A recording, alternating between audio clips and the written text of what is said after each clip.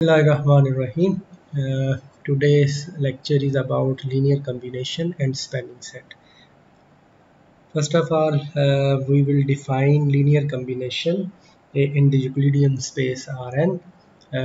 Then we'll generalize this idea to general vector space. आप लोगों ने देखा होगा कि वेक्टर्स हमने वेक्टर्स के बारे में पढ़ा है, vectors addition, subtraction, scalar multiplication. तो अब देखें कि अगर आपने वेक्टर्स की मदद से, एग्जिस्टिंग वेक्टर की मदद से अगर न्यू वेक्टर्स बनाने हैं तो उसके लिए हम एडिशन, सब्ट्रैक्शन और स्केलर मल्टीप्लिकेशन यूज़ करते हैं। फॉर एग्जांपल, आपके पास अगर वेक्टर u और v हैं, ये वेक्टर v1, v2, v3 आपके पास वेक्टर्स हैं, इनकी मदद से आप नए वेक्टर्स बनाना चाह रहे हैं तो आप v1 को v2 में ऐड करेंगे तो एक नया वेक्टर आ जाएगा। इसी तरीके से v1 को किसी स्केलर से मल्टीप्लाई करेंगे तो नया वेक्टर आ जाएगा। अब देखिए, इन जनरल आप इस तरीके से लिख सकते हैं 2v1 + 3v2 + v3। तो अब ये v1, v2 और v3 की मदद से हमने एक नया वेक्टर बना लिया। इसी तरीके से और भी बहुत सारी चॉइसेस हैं। आप इसको 7v1 - 6v2 + 8v2 लिख सकते हैं। ये हमारे पास अब देखें तो v1, v2 और v3 को हम कंबाइन कर रहे हैं with the help of addition, subtraction and scalar multiplication. तो ये हमारे पास ये जो स्केलर्स हैं, ये हमारे पास बहुत सारी चॉइसेस हैं। तो आप कोई भी स्केलर रखेंगे तो एक नया वेक्टर बन जाएगा। तो इसी को ही हम यूज़ करके ये लीनियर कम्बिनेशन जो है वेक्टर्स में डिफाइन करते हैं। इसी आइडिया को कि अगर आप कोई भी वेक्टर लेते हैं W यूक्लिडियन स्पेस Rn में, तो then it will be said to be a linear combination of the vectors v1, v2 and up to so on vr if it can be expressed like this. क्या आप किसी भी vector को अगर vi की linear combination में लिखने का मतलब कि आप उसे इस तरीके से लिख रहे हैं, ये के आईज क्या है, ये स्केलर है। आप के आईज की वैल्यूज़ जो है, स्केलर मीन यहाँ पर रियल नंबर्स हैं।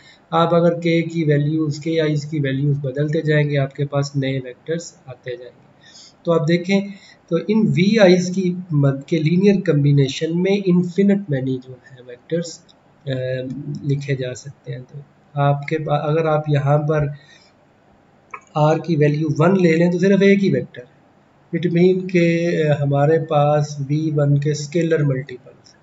अगेन आप देखें, v1 की मदद से आप इन्फिनिट मैनी वेक्टर्स बना सकते हैं। k1 जो है वो कोई स्केलर है, रियल नंबर। यहाँ पर k1 की वैल्यू वेरी करते जाएं, आपके पास इन्फिनिट मैनी वेक्टर्स बन जाएंगे। तो ये लीनियर कम्बिनेशन का आइडिया है कि आप एक वेक्टर की मदद से या सेट ऑफ वेक्टर्स की मदद से बहुत सारे वेक्टर जो है वो जनरेट करवा सकते हैं। ये वेक्टर्स की नोटेशन है। आपने जनरली जो है वेक्टर्स को हम ये क्वेश्चन नंबर 15 में देखें, जनरली हम लिखने का ये तरीका है कि कोई भी वेक्टर यूक्लिडियन स्पेस में आप उसको ऐसे लिखते हैं। इसके n component v1, v2 up to so on vn are n component. तो ये वेक्टर नोटेशन है किसी भी वेक्टर को यूक्लिडियन स्पेस में लिखने की। ये क्योंकि कंपोनेंट है, हम इनको अगर मैट्रिक्स फॉर्म में लिखना चाहें तो आप दो तरीक़ों से इसे लिख सकते हैं। एक तो इसे रो वेक्टर की फॉर्म में लिख सकते हैं। रो मीन कि आप इसे मैट्रिक्स जो है जिसमें एक रो है और n कॉलम है, 1 क्रॉस n रो वेक्टर की फॉर्म में इसे लिख सकते हैं। सिमिलरली इसे कॉलम वेक्टर की फॉर्म में भी लिख सकते हैं। जिस कॉलम वेक्टर मीन के एक कॉलम है आपके पास और यहाँ पर n रोज। तो ये डिफरेंट जो है नोटेशन है। आप वेक्टर्स को रो वेक्टर की फॉर्म में भी लिख सकते हैं और कॉलम वेक्टर की फॉर्म में भी लिख सकते हैं। ये चॉइस होगी। ये एप्लीकेशन है लीनियर कम्बिनेशन की। ये यहाँ पर जो एग्जांपल है वो दी गई है कि colours on computer monitors are commonly based on what is called the RGB color model. Color in this system are created by adding together percentages of the primary color red, green and blue. तो आपके पास primary colours जो हैं वो red, green और blue है। आप इन तीन colours की मदद से नए कलर्स जो हैं वो बनाना चाह रहे हैं। तो क्या तरीका है कि आप इन तीनों कलर्स की कुछ परसेंटेज जो है उनको ऐड करते हैं और नया कलर बन जाता है। इसको कह करने का, अगर आप जो इन कलर्स जो रेड, ग्रीन और ब्लू है इनका नाम R, G और B रख लें तो R को अगर डिनोट करें हम वेक्टर 1 0 0 से, this is a pure red colour. और इसी तरह से G जो है इसमें 0 1 सिर्फ ग्रीन कलर है, pure green, and B is pure blue colour. तो ये तीनों जो है इनको आप एक वेक्टर के तौर पर इन R3 जो है वो रिप्रेजेंट कर सकते हैं। अब इन वेक्टर्स के जो लीनियर कम्बिनेशंस हैं वो सारे के सारे आप इस तरीके से लिख सकते हैं, all linear combination of R, G and B will be equal to K1R plus K2G plus K3B। इस नए वेक्टर को हम C कह रहे हैं। अब देखिए यहाँ पर अगर आप सॉल्व करें तो ये जो लीनियर कम्बिनेशन है this will be equal to the order, जब ये ट्रिपलेट जो है आ जाएगा K1 K2 K3। अब यहाँ पर जो K1 K2 K3 है ये नए हम इनकी वैल्यूज़ क्या होंगी बिटवीन 0 एंड 1। तो हमारे पास इन तीन कलर्स की मदद से और कितने कलर बना सकते हैं हम। ये टोटल के आइज की वेरिएशन है, हर एक की वेरिएशन या 0 है या 1, तो टोटल हमारे पास 8 कलर्स होंगे। तो आप इस फिगर में आप देखें तो ये हमारे पास बेसिक कलर जो है वो ये हमारे पास ब्लू कलर है 0 0 1। इसी तरह से ये हमारे पास प्योर ग्रीन कलर है 0 1 0, और ये प्योर रेड कलर है। तो इसकी मदद से बाकी जो कलर्स हैं वो ऑब्टेन कर सकते हैं। इसका तरीका क्या है कि आप हर एक का कोई ना कोई परसेंटेज लें और उसकी मदद से नए जो है वो कलर्स बना सकते हैं। तो ये एक एप्लीकेशन है कि आप किसी मॉडल को कलर करना चाहते हैं तो लीनियर कम्बिनेशन की मदद से उसको कलर किया जा सकता है।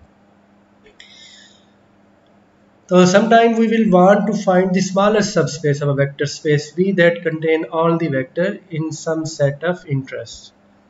तो ये जो डेफिनेशन है पीछे हमने लीनियर कम्बिनेशन जो है उसको यूक्लिडियन स्पेस में डिफाइन किया। इसी आइडिया को हम किसी भी वेक्टर स्पेस में इसको जनरलाइज कर सकते हैं।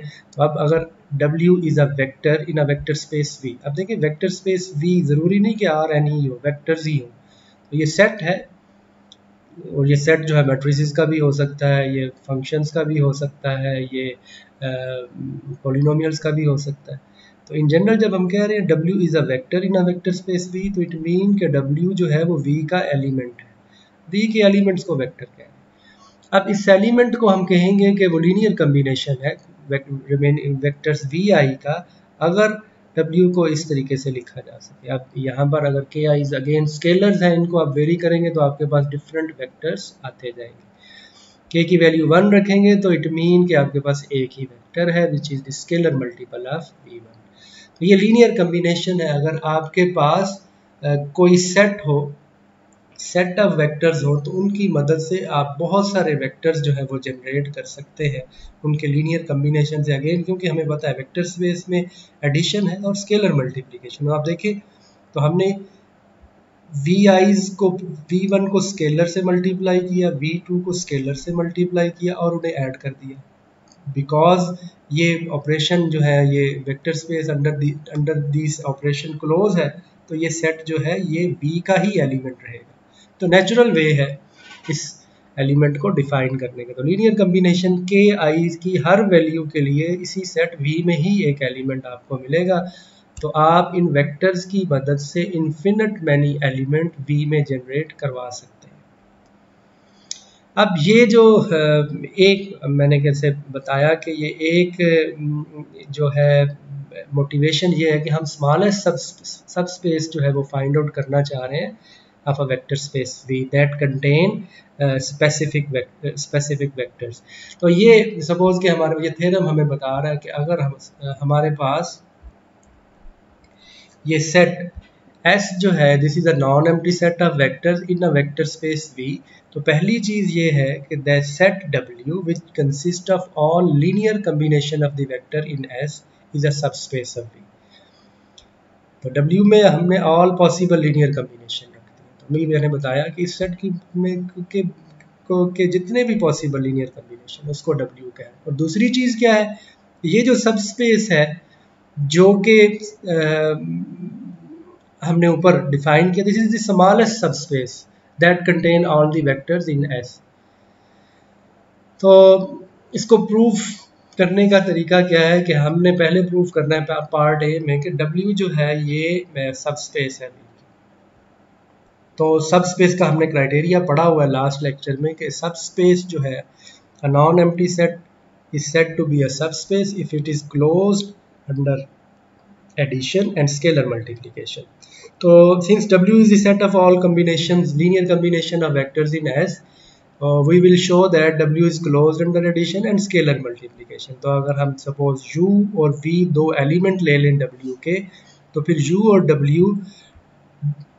और V जो है ये S के एलिमेंट्स के लीनियर कम्बिनेशन में लिखे जा सकते हैं। तो let U is equal to C1W1, yes, and V is equal to K1W1, K2W2 and so on, KRWR।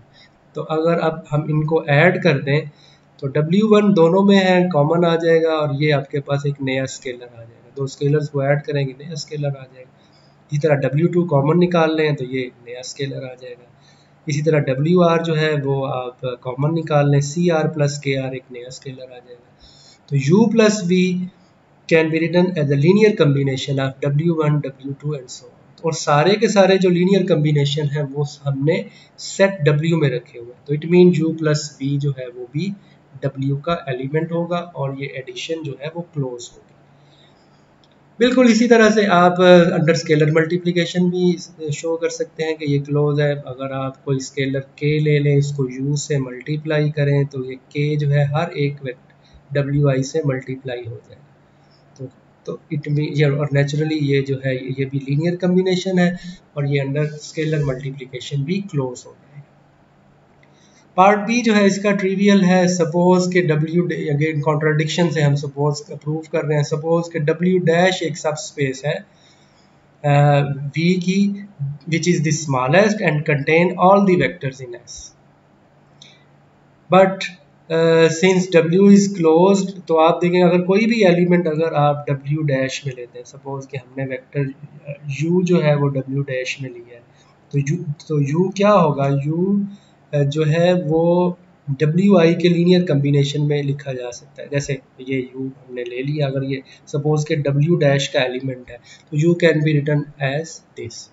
अब ये जो सारे के सारे एलिमेंट हैं ये W डैश में है और W डैश किसका सबसेट है, वो V का सबसेट है क्योंकि सब स्पेस है। तो इट मीन के हमने तो ये U जो है वो V का एलिमेंट है और V का हर एलिमेंट W के एलिमेंट के लीनियर कम्बिनेशन में लिखा जा सकता है। तो इट मीन कि ये जो U है ये W का भी एलिमेंट हो जाएगा। हमने कहा था कि W डैश जो है वो स्मॉलेस्ट है, लेकिन हमने एक एलिमेंट ढूंढा जो कि W डैश में है तो वो W में भी हो। इट मीन के W dash is a subset of W। तो W जो है वो इसका स्मॉलेस्ट सबसेट होगा। तो ये एक एग्जांपल से इसको हम समझते हैं। सपोज कि ये दो वेक्टर्स हैं U और V R3 में, तो हमने शो करना है कि W is a linear combination of U V and W dash is not a linear combination of U and V। अब पहला जो स्टेप है उसमें हमने एक वेक्टर जो है इसको हमने शो करना है कि ये कैसे शो करेंगे। अगर तो हम स्केलर्स फाइंड आउट कर सकते हैं तो हम कहेंगे कि इसे लीनियर कम्बिनेशन में लिख सकते हैं। तो इसको करने का तरीका क्या है कि आप सपोज कर लें कि W जो है उससे U और V के लीनियर कम्बिनेशन में लिख सकते हैं। अगर तो K1 और K2 की वैल्यू एग्जिस्ट करती होंगी तो हम कहेंगे कि ये वेक्टर U और V के लीनियर कम्बिनेशन में लिखा जा सकता है। अगर K या इसकी वैल्यूज एग्जिस्ट नहीं करेंगी तो हम कहेंगे कि लीनियर कम्बिनेशन में इसे नहीं लिख सकते। तो सपोज के W को हमने कहा कि उसे U और V के लीनियर कम्बिनेशन में लिखा जा सकता है। अब वैल्यूज रिप्लेस कर दें, W की, U की वैल्यू और V की, इसको सॉल्व करें और कंपोनेंट्स को कंपेयर करें तो हमारे पास तीन इक्वेशन आ जाएगी, K1 plus 6K2 is equal to 9 और इसी तरह बाकी दो इक्वेशन। अब इस सिस्टम को अगर आप सॉल्व कर लें तो हमारे पास K1 की वैल्यू जो है वो -3 आ जाएगी, K2 की वैल्यू 2 आ जाएगी। हम इसे गॉस एलिमिनेशन मेथड से कर सकते हैं। तो इट मीन के W जो है उससे U और V के लीनियर कम्बिनेशन में लिखा जा सकता है और ये वेक्टर ये यूनिक वे होगा। -3 जो है ये स्केलर है और यहाँ पर 2 जो है स्केलर है। इसी तरह अब दूसरा वेक्टर है, इसको हम w डैश को से भी इसी तरह सपोज कर लें कि इसे u और v के लीनियर कम्बिनेशन में लिखा जा सकता है, और इसी तरह w डैश k1 और k2 की वैल्यू रिप्लेस करें, सिस्टम ऑफ इक्वेशन जो है वो बनाएं। तो ये जो सिस्टम ऑफ इक्वेशन है इसका सोल्यूशन निकालें, आप देखेंगे कि इस सिस्टम ऑफ इक्वेशन का सोल्यूशन जो है वो एग्जिस्ट नहीं करेगा। अब ये कैसे पता चलेगा? अगर तो ये system of equation is inconsistent तो फिर हम कहेंगे इसका सोल्यूशन एग्जिस्ट नहीं करता। अब इसका क्या तरीका है, ये ऑलरेडी हमने किया हुआ है कि ये जो कोएफिशिएंट मैट्रिक्स है, देखिए यहाँ पे जो कोएफिशिएंट मैट्रिक्स है वो क्या होगा, 1 6 2 4 -1 एंड 2। अगर तो ये कोएफिशिएंट मैट्रिक्स का डिटर्मिनेंट जो है अगर तो ये डिटर्मिनेंट अगर इसका नॉन जीरो है तो अगर तो इसका डिटर्मिनेंट नॉन जीरो है तो हम कहेंगे कि इसका सोल्यूशन जो है वो यूनिक सोल्यूशन एग्जिस्ट करता है। तो अगर डिटर्मिनेंट जीरो आ जाएगा तो फिर ये सिस्टम जो है वो इनकंसिस्टेंट हो जाएगा। तो इस केस में अगर आप देखेंगे तो इसका डिटर्मिनेंट जो है वो जीरो है, इस वजह से ये सिस्टम इनकंसिस्टेंट है और consequently w dash is not a linear combination of u। तो हमें ये इस एग्जांपल से ये पता चल गया कि हम कैसे ये शो करेंगे कि ये जो है लीनियर कोई वेक्टर जो है वो लीनियर कम्बिनेशन में लिखा जा सकता है या नहीं गिवन वेक्टर्स के। तो आप इस केस में R3 या Rn में आप सिस्टम ऑफ इक्वेशंस कंस्ट्रक्ट करते हैं और सिस्टम ऑफ लीनियर इक्वेशन में जो कोएफिशिएंट मैट्रिक्स है उसका डिटर्मिनेंट लेते हैं। अगर तो डिटर्मिनेंट ज़ीरो हो तो वो फिर सोल्यूशन जो है उसका एग्जिस्ट नहीं करेगा, इनकंसिस्टेंट सिस्टम होगा और हम कहेंगे कि उस वेक्टर को लीनियर कम्बिनेशन में नहीं लिखा जा सकता। अगर डिटर्मिनेंट नॉन ज़ीरो आएगा तो फिर उस केस में लिखा जा सकता है और फिर उसका सोल्यूशन कैसे निकालेंगे उसे फिर गॉस एलिमिनेशन मेथड से आप निकाल सकते हैं। अब इसी डेफिनेशन की मदद से अब देखिए हमने लीनियर कम्बिनेशन पढ़े और एक सेट ऑफ लीनियर का देख कोई भी अगर आपके पास वेक्टर है, कोई भी सेट ऑफ वेक्टर्स है, जैसे अगर S को हम सेट ऑफ वेक्टर ले लें तो अगर इसमें R एलिमेंट है तो set of all linear combination of the vectors of S, ठीक है, अगर उसको हम कहें इसे अगर हम W कह लें तो हम इसे ऑलरेडी प्रूव कर चुके हैं कि W जो है ये सब स्पेस हो। W is the set of all possible linear combination of the vector of S। तो इस W को हम कहेंगे कि दिस W, अब W किन एलिमेंट्स की मदद से, इसमें कौन से एलिमेंट की मदद से आप नए एलिमेंट जनरेट कर रहे हैं, WI की मदद से। हम कहेंगे कि W is the set consists of all possible linear combination of the vectors in S is called the subspace of V generated by S and the set of vectors WI span V। और हम इसको इस तरीके से denote करेंगे कि W जो है वो WI की मदद से स्पैन हो रहा है, या फिर इसको हम ऐसे लिखते हैं। तो ये जो सेट है S, इसके लीनियर कम्बिनेशन, इस सेट से जनरेट होने वाला जो सेट है उसको हम W कह रहे हैं। तो इसे W जो है, या इसको हम लिखेंगे कि spanning set of S will be equal to W। Spanning set of S mean कि S के एलिमेंट से जनरेट होने वाला सेट।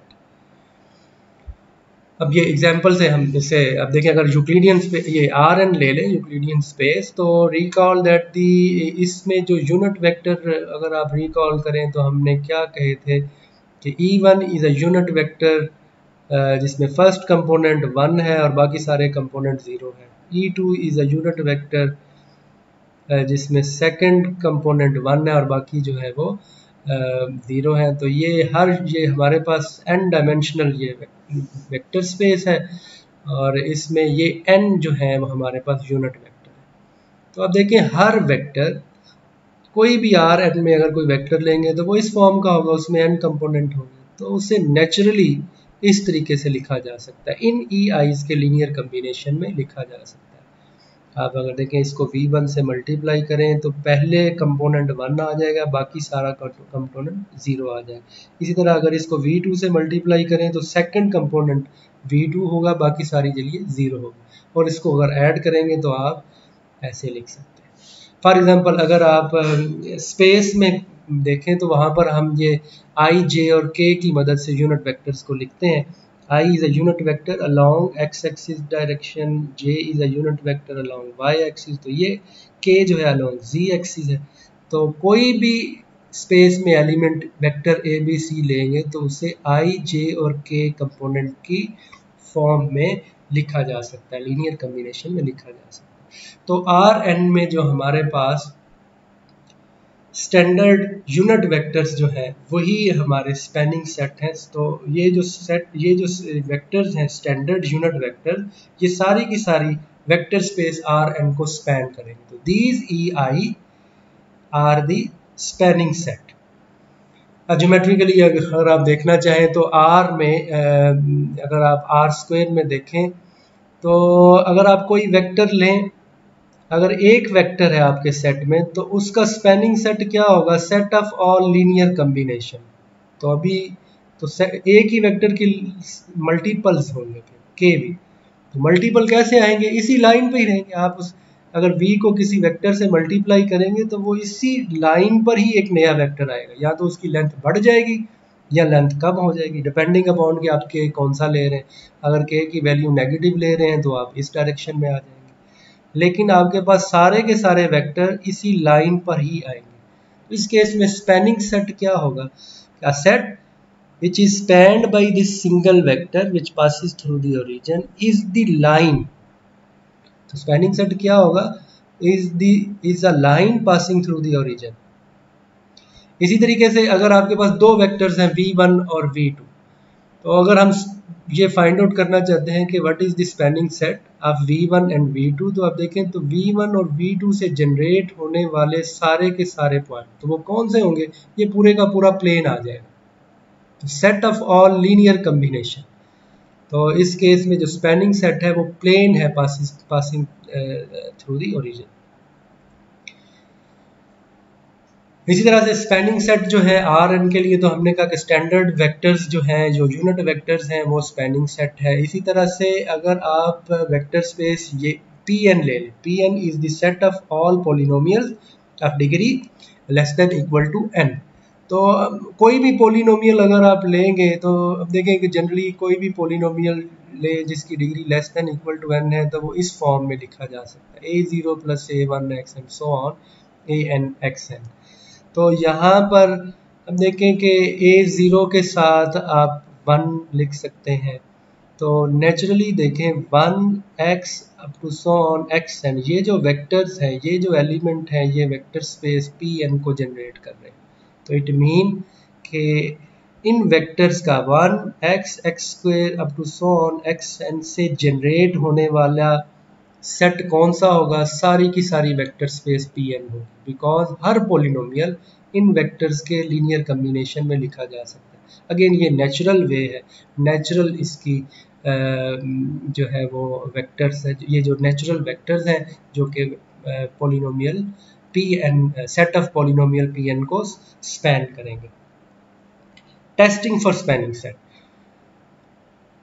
अब ये एग्जाम्पल में ये डिटरमिन करेंगे कि अगर हमने ये देखना है डिटरमिन वेदर दी वेक्टर के गिवन सेट ऑफ वेक्टर जो है क्या वो वेक्टर स्पेस को जनरेट कर रहे हैं, क्या वो उसे स्पैन कर रहे हैं। तो उसके लिए ये टेस्ट है कि यहाँ पर हमने 3 वेक्टर्स लिए हुए हैं, v1 जो है वो 1 1 2, v2 1 0 1, v3 जो है वो 2 1 3। हमने डिटरमिन करना है कि क्या ये वेक्टर्स कहाँ पर हैं, R3 में। तो ये देखना है कि क्या ये R3 को स्पैन कर रहे हैं। तो कैसे करेंगे, हम देखेंगे कि सबसे पहले R3 में कोई आर्बिट्रेरी एलिमेंट लेंगे। तो हम सपोज करेंगे कि ये जो वेक्टर है इसे v1 v2 v3 के लीनियर कम्बिनेशन में लिखा जा सकता है। तो यहाँ से आप v1 v2 v3 की वैल्यूज पुट करें और ये सिस्टम ऑफ लीनियर इक्वेशन बन जाए। ये 3 इक्वेशन है, तो ये अगेन अगर तो ये वेक्टर्स b जो है उससे इन तीनों वेक्टर्स के लीनियर कम्बिनेशन में अगर लिखा जा सकता है तो ये कोएफिशिएंट मैट्रिक्स है वो उसका डिटर्मिनेंट ज़ीरो नॉन ज़ीरो होना चाहिए। अगर तो डिटर्मिनेंट ज़ीरो होगा तो फिर हम कहेंगे कि ये जो सिस्टम ऑफ लीनियर इक्वेशन है ये इनकंसिस्टेंट है। तो देखिए हमारी प्रॉब्लम क्या थी, स्टार्ट हमने कहाँ से किया था कि बताएं कि ये जो गिवन सेट ऑफ वेक्टर्स है v1 v2 v3 क्या ये वेक्टर स्पेस R3 को स्पैन कर सकते हैं। और हमने रिड्यूस क्या कर लिया कि हमने एक system of linear equation find out कर लिया और कहा कि अगर इस सिस्टम ऑफ लीनियर इक्वेशन का सोल्यूशन एग्जिस्ट करता है तो फिर जो वो तीनों वेक्टर हैं वो भी R3 को स्पैन करेंगे। तो रिड्यूस हो गई प्रॉब्लम तो कि अब आपने ये देखना है कि ये जो सिस्टम है क्या ये कंसिस्टेंट है, मीन कि उसका सोल्यूशन एग्जिस्ट करता है for all values of b1 b2 and b3। और उसका तरीका क्या है, मैंने अभी बताया कि आप कोएफिशिएंट मैट्रिक्स लें, उसका डिटर्मिनेंट निकालें। तो अगर तो उसका डिटर्मिनेंट जो है वो नॉन ज़ीरो होगा तो हम कहेंगे कि ये सोल्यूशन एग्जिस्ट करता है। लेकिन इस केस में अगर आप इसका डिटर्मिनेंट निकाल लें तो डिटर्मिनेंट ज़ीरो है तो हम कहेंगे कि v1 v2 v3 do not span R3।